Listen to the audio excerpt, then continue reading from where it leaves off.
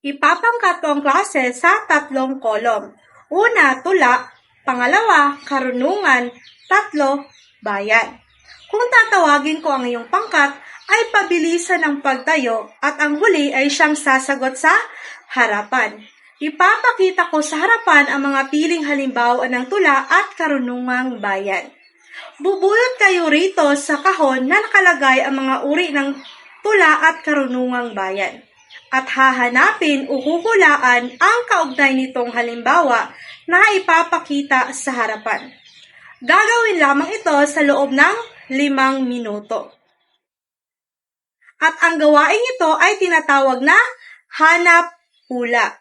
Panuto, batay sa mga halimbawa sa harapan, ay hahanapin o huhulaan kung anong uri ng tula o karunungang bayan ang nabasa.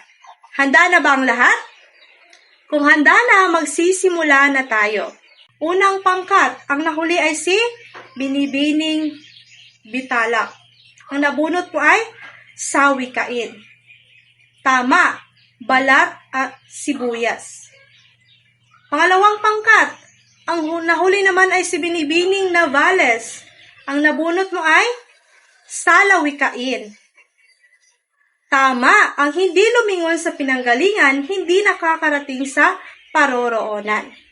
Pangatlong pangkat, ang nahuli ay si Ginoong Beron.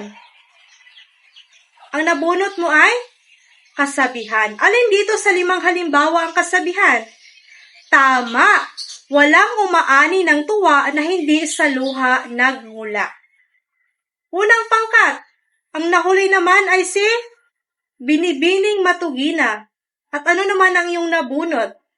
Bugtong. Alin dito sa 5 halimbawa ang bugtong? Tama, isang prinsesang nakaupo sa tasa. Sagot, kasoy.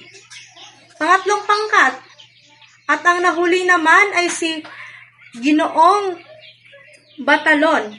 At ang iyong nabunot ay tanaga. Alin dito sa 5 halimbawa ang tanaga? Tama, ang tubig may malalim, malayo ang mararating, kung di man panainin, hahantong din sa hangin. Magaling! Lahat ng inyong sagot ay tama.